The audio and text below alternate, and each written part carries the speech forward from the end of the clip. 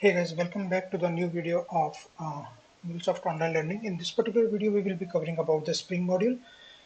Spring module, it is being used to enable Mule app to use the Spring framework.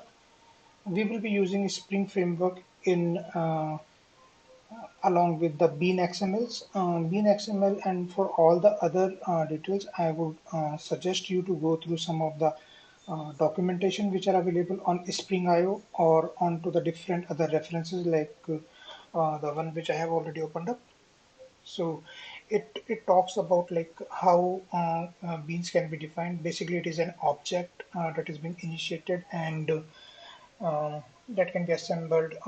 It is being managed by Spring IOC container. So how to create it, what are the different lifecycle details and their dependencies.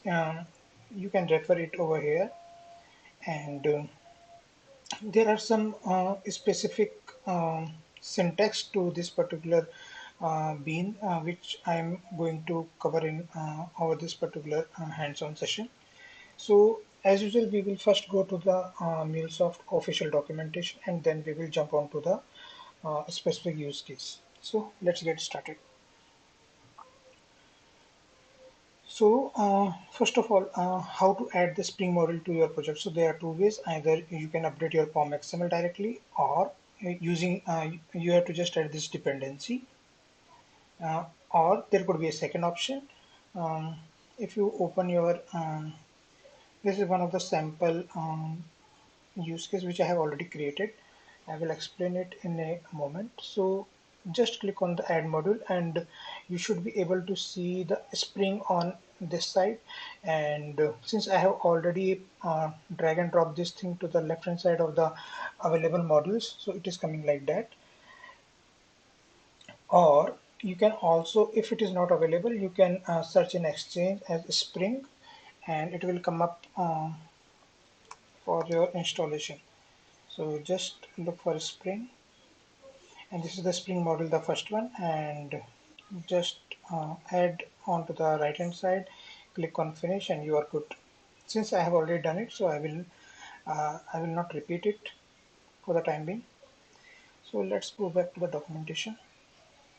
So there are three ways which I've already discussed, like how to add the Mule Spring module. Now in order to configure the Spring module, we need to specify the bean XML. So this is a particular mule flow in which this particular line we need to add, and this bean.xml can be placed inside SRC main resources, or if you are using any customized location, then you have to give the exact the absolute path onto the bean XML along with the bean XML. Okay, so this is basically showing one of the sample of bean XML. If you notice something over here, it is having Spring Beans 4.2 XSD, then JDBC, then for Spring JDBC context, Spring context, security, and the Spring security XSDs are being referred. Okay, and apart from that, there is a generic syntax. Like just to take an example, this is referring one of the Derby type of database. So ID is one of the crucial thing. ID is being data source and type is Derby, and after that within the JDBC script locations, create and insert SQLs are being provided. And along with that, we need to update our mule artifact JSON.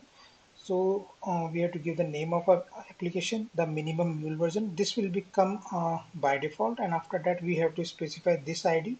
That is ID will be mule. You can keep it mule only, or if you are going to change, then several things we need to change. So let's go with the default of ID equal to mule, and we have to specify the path of bean XML as well.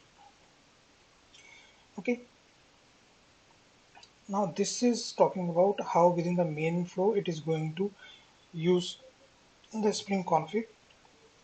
So Spring config we have already included, and after that we are making a reference of the database config, that is the data source, which is being defined in bin XML as well. Okay. There are some limitations to the Spring objects, like it cannot implement Mule API lifecycle methods. and every time we have to update this API artifact registry so that it can be accessed by any other service within the Mule API. So we will be covering this as our use case. So Spring Security as a security manager, we will be taking this as one of the use case in our this particular video for validation authentication as well, and that's it. So let's quickly jump to our use case.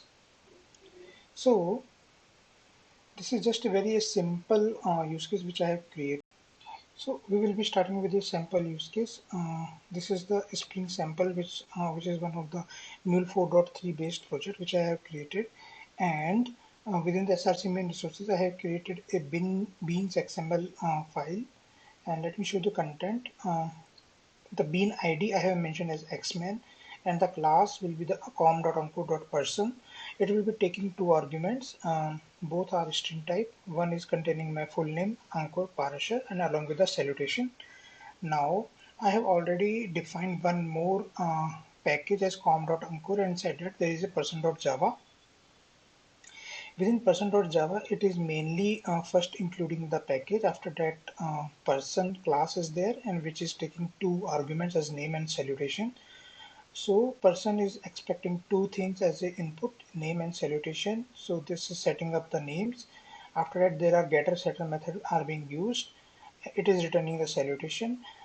This is setting the salutation, and after that, this is one of the method which I have created. So welcome. After that, it will take the salutation, that is Mr., and after that it will take the name, that is Ankur Parashar, and then to MuleSoft. So welcome Mr. Ankur Parashar to MuleSoft. This is the output of this particular method.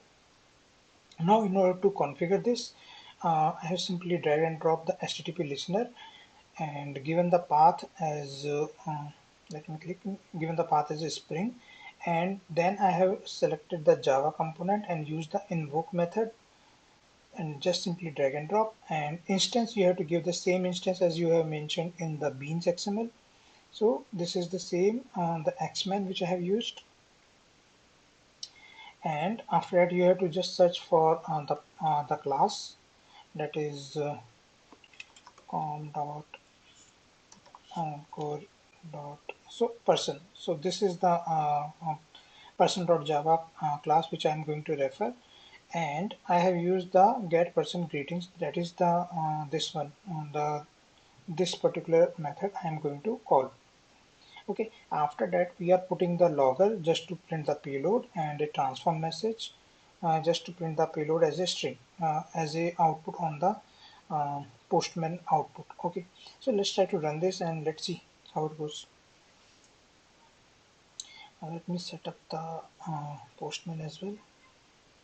Okay, give me a moment. Okay.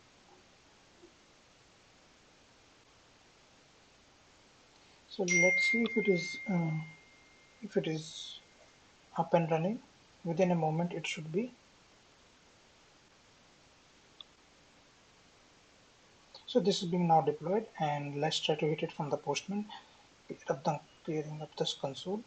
I will click on the send button and see, this is the expected output of this was a salutation coming from the get salutation. This is from the get name, and this was the string which we have attached, and this was the initial string. So this was one of the very simple use case. So without any further ado, let me go back to the next level of example. So this is about a Spring example, and in which I will be using authorization filter. So if you just check for this Spring and there is an authorization filter, you have to just drag and drop this basic security filter. You can locate in HTTP. So basic security filter you can drag and drop from here, and this is the HTTP listener. So simply this is authorization, and this is a get method for now, and let me go to the beans XML which is being referred in here. So within the beans XML we are going to use the Spring security authentication manager, that is I'm setting an alias for authentication manager. Along with that, this particular tag talks about the username and the password combination. So since I'm using the Spring framework of 5.0 and above, so this Noop within the curly brace I have to use. Okay, so along with that, there is a role as well which is being mentioned, and it expects the role as admin, and if the combination is correct, then only it will allow, otherwise it will error out. Okay, so let's go back to our main flow. So within the basic security filter, I have given the realm as mule, and attributes will be the passed on, because the header username password I will be putting in from the postman as a header parameters. Then this authorization filter is being used. In the required authorities, you have to hard code the authorities like role admin or role anonymous. Okay, role admin or role anonymous.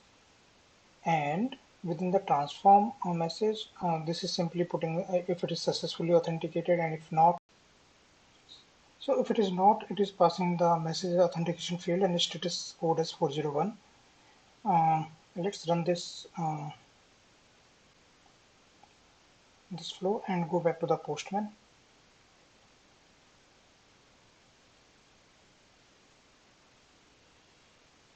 So this is joy and secret which I am going to send, and let's see if it is an allowed one or not. Joy and secret, ideally it should be allowed. So let's see how it responds back. So I can see from the console like it is up and running. I will clear up the console quickly and go back here and click the send button. So it is successfully authenticated. I am going to change the password something different. So it should attempt failed, and it is returning the same. And let's go back and check for something else. So what about ROS and ROS role anonymous? But we have set role admin under the authorities. So let's ideally should not work. Let's see. So I will set ROS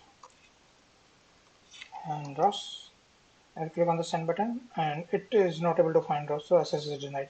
So with this, we have showcased like how we can use the Spring as one of the security authorization as well, for the authorization filter as well, and there could be many other function as well, but it's just my recommendation to use Spring judiciously, and it should be used only when there are no available connectors available for the any implementation which you are trying to do.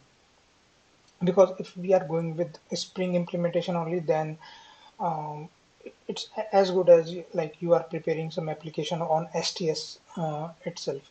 So just to make sure we are using the best use of MuleSoft, I will ask you to look for the other connectors, other functionality which can be used within other than using the Spring. So that's my recommendation, but depending on the use case, we can change it accordingly. So with this, we came to the end of our video for Spring use cases. I hope you like this video, and let me know if you have any query or concerns. We will try to resolve it. Thanks a lot for watching. Thank you.